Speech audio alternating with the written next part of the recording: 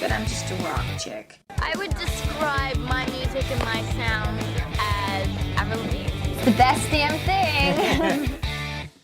Welcome back to another episode of the Best Damn Avril Lavigne podcast, a facts and trivia-based podcast about Canadian pop singer Avril Lavigne. I'm your host, Andrea DiFrancesco. Apologies for the delay on this episode. I've been enjoying some time off this summer, and I hope all of you have been as well.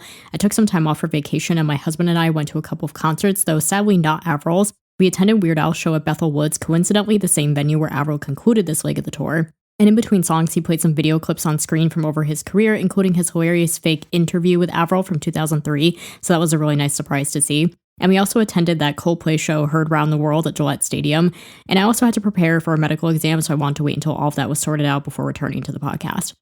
In this edition of the Best Damn Avril Lavigne podcast, we're going to run through all of the interesting facts and bits of trivia about the second leg of the Greatest Hits tour, which concluded in June. You can find information about the previous leg of this tour in a past episode. But first, let's run through some updates of what's happened in Avril news since our last episode. On June 27th, Avril concluded the 2025 leg of the Greatest Hits tour at Bethel Woods Center for the Arts in Bethel, New York. On June 29th, she performed at All Your Friends Fest in Ontario, Canada, including a cover of Man I Feel Like a Woman by Shania Twain. On July 4th, she performed at Festival d'Eté de Quebec. On July 5th, she performed for the opening of Hard Rock Casino in Ottawa. She also had a brief appearance in Simple Plan's documentary The Kids in the Crowd, released to Amazon Prime on July 8th. She discussed their early days of touring together, and even though I'm not much of a Simple Plan fan, I do highly recommend giving this a watch because I just think overall it was a super interesting documentary. Even if Avril's part is quite brief in it, I thought overall the whole documentary was actually really fascinating to watch. Even if you're not a Simple Plan fan, I just think if you're in general interested about the music industry, about bands, I think it was a really fascinating watch. Spanish pop star Aitana performed a mashup of Girlfriend with her own song Tu Foto del DNI during her tour in Barcelona.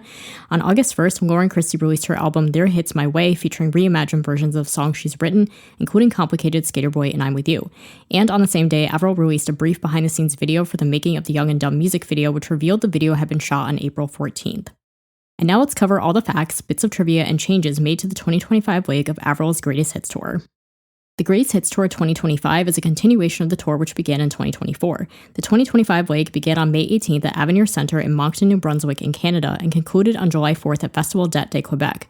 Like the 2024 leg, the tour traveled across the US and Canada, spanning 25 dates and included some festivals. Opening acts included the return of Simple Plan and Fifi Dobson, as well as We the Kings. This tour also marks Avril's first time playing Madison Square Garden as a headliner. She previously performed there as an opening act on Machine Gun Kelly's Mainstream Sellout tour in 2022. This leg had several sold-out shows, including Madison Square Garden, and grossed over $15.8 million. According to available box office data, the biggest crowd was over 21,000 people at the show in Noblesville, Indiana. The highest grossing show was over $1.4 million at the show at Madison Square Garden. The smallest crowd was over 8,000 people in London, Ontario, and the lowest grossing show was over $530,000 in Bethel, New York. The tour was ranked number 21 by Billboard on its list of top tours for the month of June, with an attendance of 164,000 people and grossing $9.9 million. The setlist changed considerably from the 2024 leg, with Avril performing her new single Young and Dumb with Simple Plan in place of their song Addicted. She also swapped the hot outro for Rock and Roll and replaced Don't Tell Me with an acoustic set consisting of shortened versions of Breakaway by Kelly Clarkson and Can You Die From a Broken Heart by Nate Smith, as well as Keep Holding On and a mashup of Warrior with Pink Pony Club by Chapel Roan, both of which she played acoustic guitar on. She also added Love Sucks on the drums and 77 by Billy Idol in place of Losing Grip and Smile. A shortened version of When You're Gone was added to the encore section between Head Above Water and I'm With You. For the second show, however, Smile returned in place of 77, and Love Sucks was also removed after only 2 shows. For the show in Saratoga Springs, she replaced Can You Die From a Broken Heart with Don't Tell Me, on which she began seated and played acoustic guitar before walking up to the top platform of the stage. Fans were also invited up on stage at the end of Young and Dumb and given skateboards similar to the first leg. Additionally, Smile was permanently removed from the setlist. For the show in Hershey, Pennsylvania, Avril replaced the Pink Pony Club Warrior mashup with Tomorrow, which she hadn't played in 14 years. She later posted on Instagram asking fans what other OG songs they'd want to hear during the acoustic set. She played Tomorrow again at the following show in Cincinnati, Ohio. In Indianapolis, she played Things I'll Never Say, which she hadn't performed since 2014. She played it again the following night in Maryland Heights, Montana, however she removed When You're Gone for unknown reasons. In Raleigh, North Carolina, she performed a cover of Love Story by Taylor Swift in place of a Let Go song. She played it again the following night in Charleston, South Carolina. When You're Gone was also absent from the setlist again for both shows. In Tampa, Florida, she played an abridged version of Anything But Ordinary, which she hadn't performed since the Bones tour. She explained that she had not been able to rehearse it earlier in the day due to thunderstorms. She had to restart the song when the band didn't come in at the right time. She also had a minor wardrobe malfunction during Young and Dumb. Additionally, When You're Gone returned to the setlist. In Fort Lauderdale, she played Anything But Ordinary again. In Jacksonville, she did a cover of Wide Open Spaces by the Chicks, which she had previously sung at gigs around Napanee before becoming famous. In Pittsburgh, Pennsylvania, she performed Wide Open Spaces again, as well as My World, for the first time since the Try to Shut Me Up tour, and sang it in a lower key. My World was performed in place of Don't Tell Me, and When You're Gone was cut from the encore. For the final show in Bethel, New York, she played Nobody's Home in a lower key. When You're Gone was once again cut from the setlist. Additionally, she had new costumes for this leg, designed by Astra Michael like the previous leg. She wore a black and blue version of the cropped patches hoodie and plaid skirt from the first leg, as well as a Young and Dumb themed version of the black baseball jersey with dark blue trim. The all-white ensemble for the encore was changed to a white cropped motorcycle jacket with studs and a white tiered tulle skirt with white platform combat boots similar to the original Dolls Kill boots, but with white studded buckles. There was also a green and black version of the patches hoodie, a black and white version, a green and pink version, a red, white, and black version with matching plaid skirt, and an orange, black, and white version with a black miniskirt with grommets and orange and plaid detailing. For the show at Madison Square Garden, she wore a cropped black mesh hoodie with a plain black PVC leather skirt. There was also an orange version of the Young and Dumb baseball jersey with orange trim, as well as a What the Hell inspired jersey with white trim, a jersey that said Motherfucking Princess on the back with hot pink trim, as well as an orange version, a jersey with Greatest Hits Tour on the back in white with white trim, and a jersey with the Skull and Skateboards logo in green on the back with Avril's name on the front in green with green trim. Her microphones included a silver rhinestone mic with a matching stand, as well as the same hot pink light-up stand from the previous leg, as well as a red rhinestone mic with a matching stand, the same orange rhinestone mic and orange and black spiky mic stand from the previous leg, and a black rhinestone mic with matching stand for the acoustic set. Her guitars included a new green Fender electric guitar, as well as two different Martin acoustic guitars. Avril introduced her band at the start of Love It When You Hate Me, which contained the same members as the previous leg. However, guitarist David Immerman announced he could not join this leg and he was replaced by Michael O'Grady. Cameron Hurley also returned to play guitar, as well as Matt Riley on bass, musical director Steve Ferlazzo on keys, and Chris Reeve on drums. Tour photography was done by Skylar Barbario, tour videography was done by Lucas Allegretto, and her makeup artist was Julia Dantas. As with the previous leg, there was no official meet and greet for this tour, however VIP packages were available with priority entry and seating, exclusive merch, and more. For the opening show in New Brunswick, Avril brought a fan up on stage to sign his leg for a tattoo. For the show in London, Ontario, Avril brought her mom on stage before the acoustic set to thank her for allowing her to pursue her dream of singing. Her performance at the Bonnaroo Festival in Tennessee on June 14th was cancelled due to weather. During her headlining set at Vans Warped Tour on June 15th, Derek Whibley joined her as a surprise guest to perform In Too Deep by Sum 41. During her set at All Your Friends Fest in Ontario on June 29th, she performed a cover of Man I Feel Like a Woman by Shania Twain. During her set at Festival Det de Quebec on July 4th, she performed All the Small Things by Blink-182 with Simple Plan. During her set at Hard Rock Casino in Ottawa on July 5th, she invited a fan up on stage to take Pierre Bouvier's place during Young and Dumb since Simple Plan was not present for this show. At the conclusion of the tour, Avril posted on Instagram, "Thank you so much, Quebec City, and a big thank you to Simple Plan. It always means so much to come home to Canada, and singing along with you all last night was incredible. What an amazing way to kick off my last show of the summer with my friends Pierre Bouvier, Chuck Como, Seb Lefebvre, and Jeff Stinko. We've had so much fun together this summer, and you all have been the best tour mates since 2003. In response, Pierre Bouvier commented, "Avril, thank you so much for another great summer together. Your kindness and generosity never cease to amaze me. You're the best." It is not yet known if the tour will extend into 2026 or travel internationally. That's all the interesting facts, bits of trivia, and major changes that were made to this leg of the tour. Now I'm going to wrap up with my overall thoughts before we conclude today's episode. So, as I have alluded to in past episodes, I wasn't really expecting a lot of changes from the first leg, so I was very pleasantly surprised to see how many changes were made to the set list. I think I've talked about this briefly in the last couple episodes, just talking about how many surprises there really were, how many rogue choices were made with what songs she decided to add to the set list, like just some things I truly was not expecting. Like, I think I talked about this before, but I said, oh, if she does another leg of the tour, she's probably just going to add Young and Dumb into the set list and not much else, maybe slightly change the order of the songs or whatever. But I just really love that she did get creative with the set list this time and really think outside the box. I know some fans did not necessarily like the additions of songs like Can You Die From a Broken Heart or 77, or like these songs that are not really hers. Breakaway is not technically really her song. But I think even if that's the case, I just like that she even thought to try thinking outside the box like that, and including some songs that I think we were otherwise never really going to get to hear these songs. Even if like 77 disappeared after only one show, which I'll get to that in a second. But I just think even getting to hear it one time or getting to hear her perform Can You Die From a Broken Heart, these songs that we otherwise probably would have never heard, I just think at least it was a way for us to get to hear them in some capacity. going back to the whole thing about 77, I do think that was the only problem, was the lack of consistency. For some reason, opening night had songs like 77 that were never performed again after. People have their thoughts and their theories and speculations about why that was. Like, people thought that maybe there's a technical issue that happened in the middle of the song and she like disappeared from the stage in the middle of the song and then never came back. So they thought there was some technical thing that happened. But I think even if that was the case, they could have fixed whatever the problem was and then just, kept performing it. That just doesn't really make sense to me why they would get rid of it after one time, even if there was a technical problem. So don't really know her thinking on that. Like, maybe they tested it out live and it just did not work for some reason and they scrapped it. Maybe she was only ever planning to perform it once, like who knows. But I did think that first show was a little bit strange, like how there were some songs in there that never actually made an appearance again. And we'll probably never know the reason for that. I mean, it could just be because it was the first show and they just kind of wanted to, not like it's a dress rehearsal, but almost like because it was the first show, they just kind of wanted to test some things out. Because even though they do rehearsals, maybe sometimes when there's an actual audience there, like maybe the crowd didn't know it enough, like who knows, something about it just maybe did not translate and they realized that like only one show in and they're like, we really need to change this, who knows. And then also Love Sucks on the drums was abandoned after only a few shows as well. So again, we don't know her thinking on that. Like, she did do Love Sucks on the drums during the Love Sucks tour, and sometimes she would have difficulty with that. Like, I think the common criticism about that particular song in the set is that, like, as we know, Avril's drumming skills are, they're just okay. She can't exactly carry a whole song by herself on the drums. And so maybe it's just one of those things where she's like, I'm going to do it a few times and then abandon it. Or like, I know she had some difficulties in the past where if she like hurt her back while getting on and off the drum set, that caused her issues.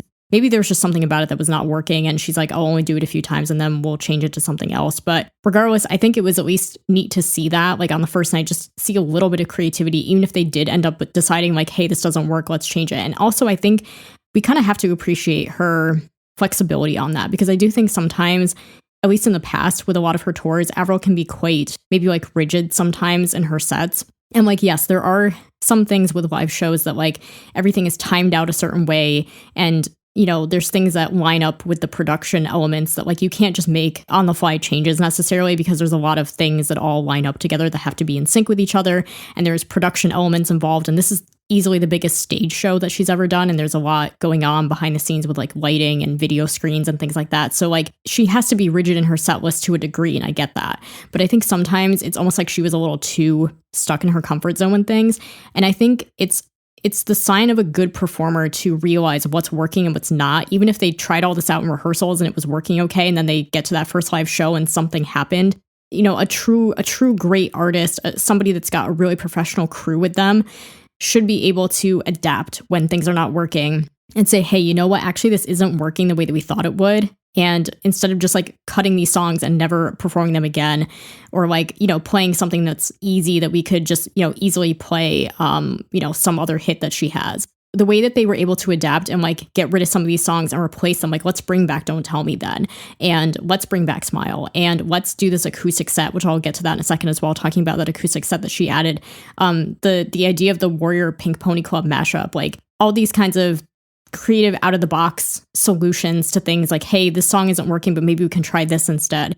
I think that was a huge step, a huge sign of growth from Avril, that she was able to, like, I don't think she's ever really done that. Like, there have been tours in the past where she's switched things up here and there. She's taken fan requests and things like that. Sometimes she'll do like a fun little thing, like the last night of the Black Star tour when they all like switched instruments and played pumped up kicks.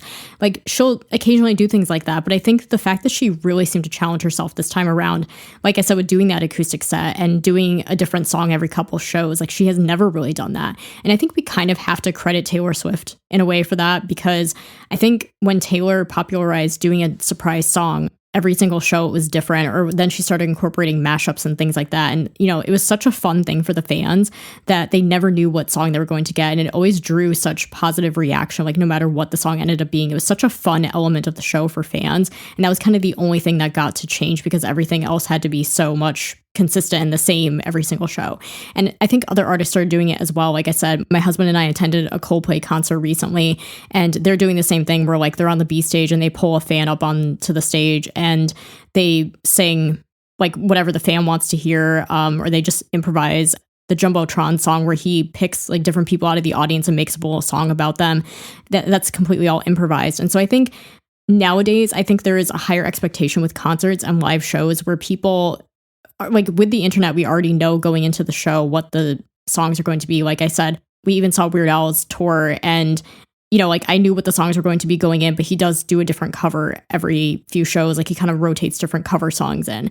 And so I think nowadays the expectations with live shows are bigger than they've ever been because we have the internet. People have already seen the show essentially before even going. So I think there has to be that surprise element that keeps people like feeling like, oh, I don't, there's this one element of the show I don't know yet going in. I think people still enjoy having that element of surprise. And so I think Avril has finally caught on to that with other artists doing it, like Taylor Swift, like Coldplay, doing that surprise element, even if it's just that one thing that's different every show, or even if she didn't necessarily do a different song exactly every night, but she did every couple shows, like change it up. And I so appreciate that she brought back deep cuts from Let Go, because as I've said many, many times on this podcast, that Let Go is my all-time favorite record from her. It's my all-time favorite record of any artist. And so getting to hear some of those deep cuts again, like she didn't just go for the easy, obvious songs like Losing Grip or whatever. I would have appreciated hearing songs from other albums, but I can appreciate that since she never did that Let Go tour that she talked about, like at least bringing back songs like I would have never expected to hear My World again. Like that's one of my favorite songs from that record. And I think just the fact that she did do it again after so long was like a nice little full circle moment. I think that is something that we have to give Avril credit for this time around, is her willingness to go with the flow a little bit more, because I think in the past she's kind of been less willing to do that. Now with her seeing that audience expectations are a little bit more than they used to be, she's realized, oh, okay, I do need to adapt a little bit. Yes, I'm going to have my core set list that I always do, but it's okay to change out a few things, every few shows, or like what's an element where we can easily change this song out for this song. I think going back to the consistency thing, the only other thing I would say is that she kept randomly cutting When You're Gone from some shows without explanation and not replacing it, which means that some shows ended up getting a shorter set list than others.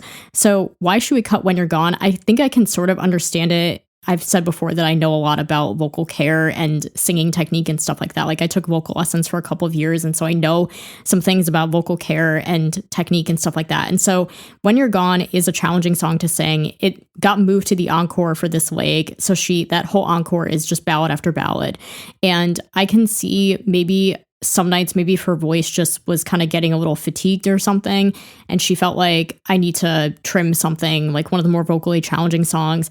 When You're Gone is not like a must play in my opinion. Like, yes, it is one of her bigger hits, but if you've got to cut something from that encore, like you really can't cut Head Above Water, because that's the only song from that album getting played. And it also goes with the video intro. So you really can't, like, it would be weird if they did the video intro and then didn't play the song. It just would not flow very well. And then you really can't cut I'm With You, because that's the last song of the show. It's the song that everybody's waiting for. It's like the song in her discography. It's almost like Her All Too Well or something like that. Like if it didn't get played, a lot of fans would be mad. It's Avril's favorite song to sing, so that song has to be there. So out of those 3 songs in the encore, that's really the only one that can get cut. And because it is more vocally challenging and there's already other songs from The Best Damn Thing getting played, I can kind of see why she might have thought like, hey, my voice really cannot handle this tonight, so we're going to cut it. Like, that's fine. Whatever her reasons are for cutting it is fine. But I do think it's just a little bit odd that some shows had it and some shows didn't. So it's a little bit inconsistent there, because, some fans might feel like, well, I really wanted to hear that one. And I think, if she's going to cut a song, that's fine. But it should always be a 1-for-1 swap. Like, you can't just cut a song and then not replace it, because, like I said, that means now that some shows are shorter than others in terms of length. And that's kind of not really fair when everyone's more or less paying the same price to go to the shows and stuff. And it's like, you should, in theory, be getting like a similar set list to everyone else. So I think that's just something that maybe she needs to pay a little bit more attention to in terms of the details, is like if she's going to cut a song or swap a song, like just keeping it consistent is like really the only thing that she needs to maybe pay a little bit more attention to, in my opinion. I think we also need to talk briefly about this Warrior Pink Pony Club mashup, which I did allude to before. I talked about it a few minutes ago briefly, but I just have to say, like, I think it really shows Avril's creativity that she even thought of something like this, and that she is on the pulse of new music. Like the fact that I think she had talked about Chapel Roan before Chapel really even blew up as an artist. Like, she was already kind of on her radar a little bit. And yeah, I mean, Pink Pony Club is one of the more like bigger hits going on right now. And then it would never occur to me to mash it up with Warrior of all songs. And like, I mean, that just threw in another Head Above Water song for us. And so eventually she did end up replacing this mashup with the acoustic set, which is fine. But I think maybe some people thought it was a little bit strange at first. Like, I will say, I don't know if the 2 songs necessarily go together. Like, I can kind of see how she would connect them thematically, maybe. Like, they're kind of like both songs about like being strong and carrying on with your like independence, I guess. So I can kind of see Avril's line of thinking with mashing them up. Melodically, I'm not sure that they exactly match up together, and like maybe it's possible that her musical director might have helped her figure out the arrangement. So I'm not sure that, you know, Avril completely did this on her own. Like she might have had some help from her musical director to figure out an arrangement to make these two songs work together. But I do think that regardless of how this mashup came about or how she thought of it or how she arranged it, I think it gave Avril a chance to really show off her musician chops. Like, you know, I'm not just a songwriter, I'm not just a singer that's like, you know, singing my hits and kind of resting on my laurels. Like I can think outside the box and I can, you know, make something creative, like making a mashup. Like it's harder than it sounds to make a mashup. And like I alluded to before with Taylor Swift doing it on the Eras tour, like she did it with so many of her own songs. I think it's really tricky to make a mashup and make it sound good. Like it has to match up melodically, it has to match up like rhythmically, it has to sort of have like a theme that runs through both songs so that the story makes sense. How the heck she thought to do Warrior with it is like really interesting. But even if I just think like the mashup itself maybe didn't quite land, like the execution was maybe not quite there for me, you know, she gets an A for effort just for even attempting, in my opinion. And I would love to see her do more stuff like this on the future tours. Like, you know, let's mash up, maybe do a medley of some of her own songs. I just thought that like she at least deserves some credit for just thinking outside the box and doing something completely unexpected and rogue for this tour with that. Speaking of the acoustic set, I love that she finally did add this because so many fans were asking for it. And after I had gone to the show in 2024, I had also mentioned that when I did my recap of the show, I was like, the set list is perfect. We just need an acoustic set and, or, you know, a surprise song or whatever every show or every couple shows. And so I love that she finally did take that feedback from fans. I can't imagine that the feedback from fans wasn't what inspired her to do that. Or again, seeing the popularity of artists like Taylor Swift and Coldplay and other artists like that doing essentially that same thing. I feel like she had to have taken her cues from somewhere that is the reason why we got that for this leg. But however that came about, I'm so happy that she did take that feedback to heart and that she did actually think, okay, this is what my fans want to see. And I know that she has said before that it's kind of a pain for her to like learn songs over again that she hasn't played in a long time, and like learning lyrics has never quite been her strong suit. And then she's also playing it on guitar, so she has to learn the chords and things like that. So it does take some effort on her part to like relearn these songs essentially. But I think the effort that she puts in to do it is so worth it because the fans just get such a kick out of seeing what song she's going to do. That was my favorite part. Every morning I would wake up and check setlist.fm just to see what was the song, and getting to see clips of it online that people shared. That was easily the most fun part of the show to follow every single day, seeing what's the song gonna be. I will say again with this point, going back to the consistency thing, it just everything, like as much as there's so many great points about this new iteration of the show, it always keeps coming back to consistency for me.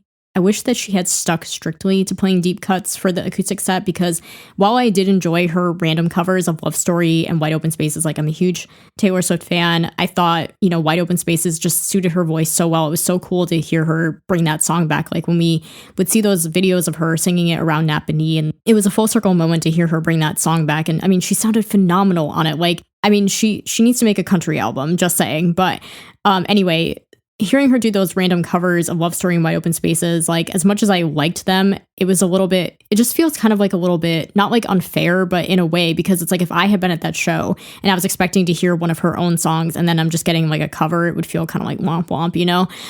So it's like, I get that she was just kind of going with the flow and doing whatever she felt like doing, but it just kind of felt like, okay, if you're going to do a deep cut from one of your albums, or you're going to do a Let Go song, or like whatever the case is, or you're going to do a cover, like that's fine. But it should always be like one for one. Again, like bringing that point back of it should always be one for one so that nobody feels like, you know, this show got this, but we got something different, you know? And so like that kind of brings me back to that point I made before about how every show should be roughly the same length and number of songs. And if you're playing a different cover song every night or a different surprise deep cut, like whatever you want to do, like whether it's covers, whether it's deep cuts, whether it's, you know, songs only from this album, or, you know, whatever the case is, that's fine. But it should just always be a 1-for-1 swap so that every show is getting an equivalent set list, even if the songs themselves change. That's like my only major criticism if I have one. Like I think otherwise everything about this iteration of the tour was excellent. Like the fact that she really did think outside the box to change the set list and make major changes, because I was not expecting that. So the fact that she proved me wrong on that, like fine, I will be glad to be proven wrong on that. I'm super happy that she took the fans' advice or the criticism about like, hey, can you do an acoustic set? Can you do a different surprise song every night? I think now the only thing for her to keep in mind for the next go around is just that consistency. The only thing too with the consistency of it is that I just wish she had done it from the first show of the tour, which again, maybe that first night they just kind of didn't really know what they were doing. They were just kind of testing the waters to see how is the audience. Because like you can rehearse and rehearse and rehearse, but then once you put the show in front of a live audience and see what the reception is, it can completely like make or break the show essentially. Like, oh, hey, the audience isn't responding the way that we thought they would be. Let's make some changes. And like I said in the beginning, maybe that's what happened. So maybe that's why she thought, okay, 77 and Love Sucks on the drums. This isn't working. Let's do this acoustic set. I think that would be fun. I also think, we know Avril is very spontaneous. And so like it could have been just that type of thing where she like wasn't initially planning on doing it. And then she thought, it'll be fun. I see other artists doing this. Let's do it. Or like the fans are asking for it. Let's do this.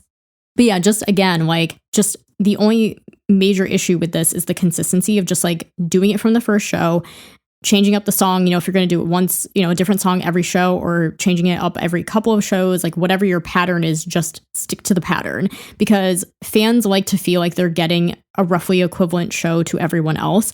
And, they don't want to feel like cheated out of like, oh, well, they got this, but we didn't get that kind of thing.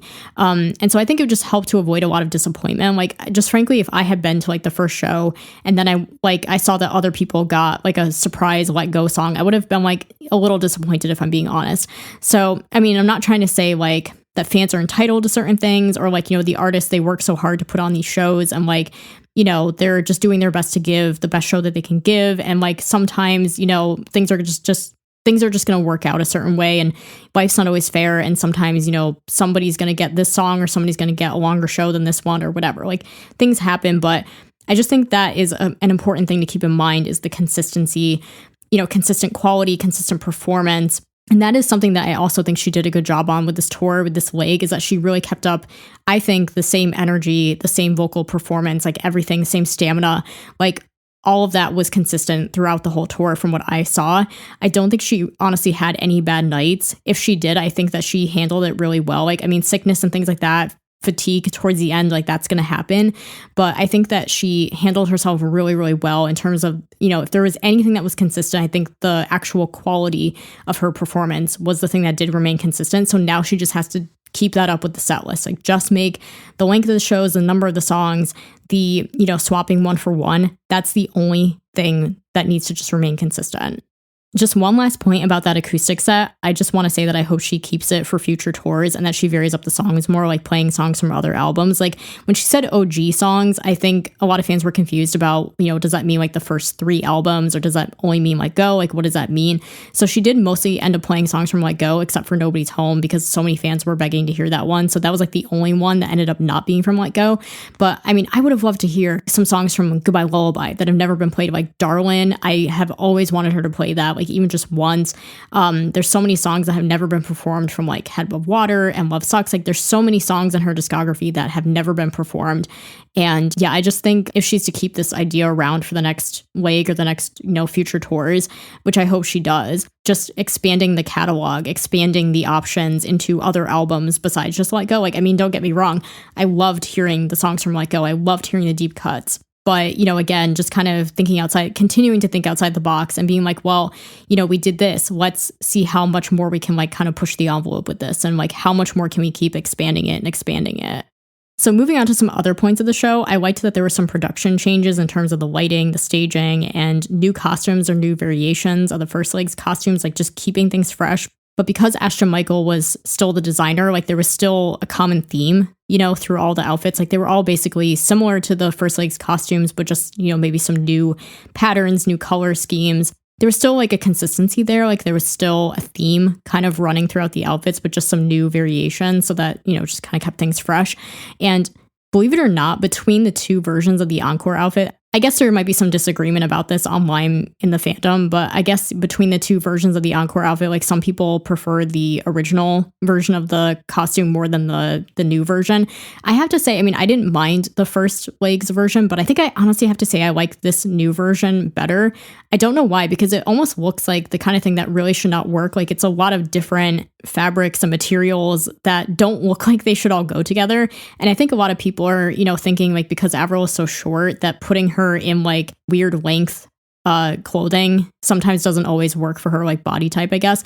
I don't know, like I can't explain it. It's just something about it works for me. Like it looks like the kind of thing that shouldn't work, but yet it does, weirdly. I really like the motorcycle jacket. I think it's just so very her, and like that tiered tulle skirt that she's wearing, that's short in the front and long in the back.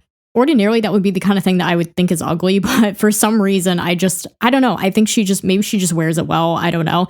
And I think between the two boots, I actually almost couldn't tell. I thought they were the same boots as the last time, but I did go back and compare pictures, and I noticed that the buckles are different, and I like the white studded buckles better than the black ones. So I do think overall the second version of this outfit for me is a winner, like above the other one. Not that the other one was bad, but I just think that I do like this other one better. So now comparing between the two legs, I think this leg might overall be better than the first one just due to the more varied set list and the new single that she had to sing with Simple Plan. Like I had said before in a previous episode, I think that was a really good idea for them to have a song to sing together. Like if they were going to join her for another leg, singing Addicted Again would have just felt kind of like we've seen this already. And so I think them having a song to do together was just so much better. And like the fact that it was more Avril's song and like it was a little bit easier for the fans to follow and sing along with. And it seems like she also invited a lot more fans up on stage this time too, like than the last leg, like when they were inviting fans up on stage during Young and Dumb, they kind of let like more people come on stage. So more people had a chance to get to participate in that. And so I think just overall that I think really made it feel like a step above the last leg because of that. And as much as I really enjoyed the show that I went to on the 2024 leg, I have to say if I could choose between this leg and the last leg, I could pick any show to go to. I feel like I probably would have wanted to go to a show on this leg just because of all the changes that were made, like with the acoustic set, with the surprise song, with Young and Dumb. It just feels like to me, I think the changes that she made were for the better. And it just kind of added a new kind of like fresh coat of paint, to the tour that she had already done, essentially. So if you were able to attend the tour, I hope you enjoyed your show. And while it's not yet been announced if the tour will keep going, I do think it'd be really strange if she didn't bring this tour overseas to her usual markets like Europe, Asia, and Latin America. There's still no concrete updates on the progress of the next album, so I do think it's possible Avril could keep this tour going for an international leg in the meantime. And I think it would also just be very special for her international fans to get a chance to experience the tour that is celebrating her career. Like just the fact that she has brought out these special guests and bringing back old songs and acoustic songs and cover songs. And like, you just never know what she's going to do. So many international fans did end up traveling to the States to be able to see the show. And so I think it's just only fair that she does bring the tour overseas. There has never been a tour before this where she didn't bring it overseas. So it'd be very, very strange if for the first time ever, she did not do that. And especially with it being the greatest hits tour of all tours, like you got to do it. So I hope that for all the international fans that eventually there will be an announcement of more tour dates to come and that she will bring it overseas. Because like I said, these last couple years getting to celebrate her career in this way and having this huge, like the biggest tour of her career and the documentary that she's working on. And, we still don't know what's going on with that, but I assume that they're chronicling the greatest hits tour during it. Like just to be able to include the international fans in that and giving them a chance to get to experience all of this and like them getting to go up on stage and meet her and get the skateboards and stuff like that. I think they'd be remiss if they did not do that. So I'm really hoping for all of you that she is going to do that very, very soon. And like I said as well, we still don't really have any concrete updates on the next album. Like now that she's switched record labels, it's possible that she's starting over again from scratch. We don't really know. She's been quite silent on social media these days. So I'm going to assume that she's probably been working very hard behind the scenes because it seems like a lot of times that's the case, is that she's always working away on something. And hopefully we'll have some more concrete news on it eventually. But I do know in the meantime, in the fall, there's going to be a Yellow Card collaboration coming out. And then there's also supposed to be a Bon Jovi collaboration in the works as well, but not much has been said about that. So we do at least know there's a couple things on the way as she's working on new music of her own. And so, I mean, if the album is nowhere close to being ready, then she has plenty of opportunities to go back out on tour. Like that's how most artists make the majority of their money anyways, by touring. So she'd be kind of silly not to do it. And this tour has been so successful. As I said, there's so many sold out shows. The fact that she was able to play MSG as a headliner and it was sold out, that was super exciting to see. So it would be a huge missed opportunity to like just end the tour after only 2 legs and not bring it overseas. And so I think it would be very, very wise of her while she's working on new music in the meantime to just keep this greatest hits era going. Like I know some of the fans are getting kind of tired of it because there's not really a lot that's new other than Young and Dumb. But I think that from a business perspective, it does make sense for her to just keep it going as long as it's, been successful. And like I said, the international markets haven't yet gotten to see this tour. So I think that's just sort of like an untapped market where they can still bring this greatest hits era to in the meantime while we're waiting for the next era to start. So as always, I will try my best to keep updating everyone here whenever we get news on anything, and anything that she does come out with, I'll always be here to get my thoughts on it and get your guys' thoughts on it. Everyone can just share and discuss, which is one of the most fun parts of being part of the fandom, and one of the most fun parts of doing this podcast is having a kind of discourse about everything that's going on with Avril. So I'm sure we'll have plenty of things to discuss, while we're waiting for new music, while we're waiting to see if the tour ends up going international. So until then, we conclude this edition of the Best Damn Avril Lavigne podcast. Be sure to subscribe on your preferred podcast platform so you can get new episodes directly in your feed. And please don't forget to take a minute to leave a rating or review to help more fans find the show. We're currently streaming on Apple Podcasts, Spotify, YouTube Music, Amazon Music, and Audible. Be sure to join me again next time on the Best Damn Avril Lavigne podcast. The Best Damn Avril Lavigne podcast is hosted, produced, and edited by Andrea DiFrancesco. Theme music is HD and Lights by J. Powell Flicks. Follow the latest podcast news on Instagram at bestdamnavrilpod or email bestdamnavrilpod@yahoo.com.